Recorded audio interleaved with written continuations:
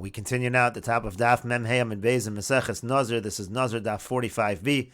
The Gemara is continuing with the statement of Rabbi Shimon Shazuri. Rabbi Shimon Shazuri says that comes to a male Nazir, he shaves Pesach Oel Moed, but that is not true by a female Nazira. Why? Shema Yizgaru Ba Pirchei Kahuna, because we're afraid the young Kohanim will be aroused if they see her shaving, uncovering her hair at the Pesach Oel Moed. As Rashi says, again, Kadei Shelo Yizgaru Ba Pirchei Kahuna, we don't allow the Nazira to do it, so the Pirchei Kahuna should not be aroused. Amar lo, so he said to him, Lidvarecha, according to your reasoning, Sota Tochiach, by the Sota proves the other way. Dechsibba, because what does it say by the Sota? It says, V'hem mido lifnei Hashem, they stand there before Hashem, it's right done in the Beis HaMikdash. V'lo chayshinan shemi yiskaru ba Pirchei Kahuna, there's no concern over there that the Pirchei Kahuna will be aroused.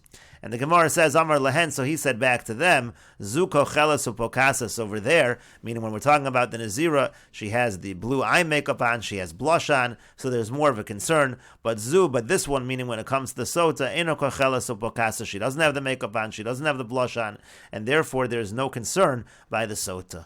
And the Gemara continues with the Mishnah, Hayanotel Sarosh Nizro, he would take the hair that was on the head of his Naziris that he just shaved off, Umeshaleach Tachas Adud, he would put it underneath the pot that was cooking the carbon shlamim. V'im gilach b'medina lo hayim meshaleach tachas adud. If he shaved himself outside the Beis HaMikdash, he wouldn't put the hair under the pot.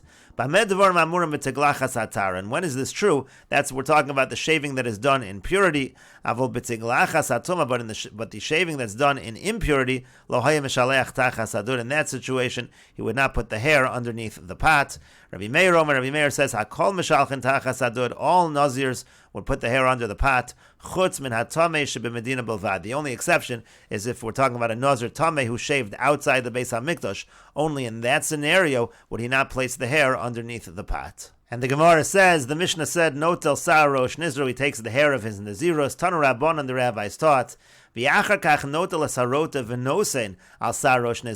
takes from the gravy of the carbon shlamim and puts it on the hair. And then he takes that hair, which has the gravy, and he puts it underneath the pot of the carbon shlamim. Now, if he puts it underneath the pot of the carbon chatos or the carbon asham, yotza, he fulfills his obligation in that fashion as well. And the Gemara asks, Asham bin Nazir tar mi'ika, is there even a carbon asham by a pure Nazir? There is no carbon asham. So what do we mean over here? Amar Rava says, Hachi Kamar, here's what it means to say, V'im Nazir tami mishaleach tachas adud shal asham yotze. If we're talking about a Nazir who's impure, and he puts it underneath the pot of the carbon asham, the Nazir tami does bring a carbon asham, again, then he fulfills his obligation. And the Gemara continues, Menohal Hanimili, from where do we know this? Amar Rava says, Amar Krotz, because the pasuk says, Asher tachas zevach hashlamim mizivcho yehi tachtav. It says underneath the zevach hashlamim, and we understand that to mean tachas zevach hashlamim, that from the carbon itself, the gravy also should go underneath. Then it said that if he puts it underneath the pot of the carbon chatos, he also fulfills his obligation. My time, what's the reason for that? Amar Kra, because the pasuk says zevach, it uses the term zevach. That's an extra word. L'rabos is chatos v'asham. That includes carbon chatos or asham. It doesn't have to be a shlamim.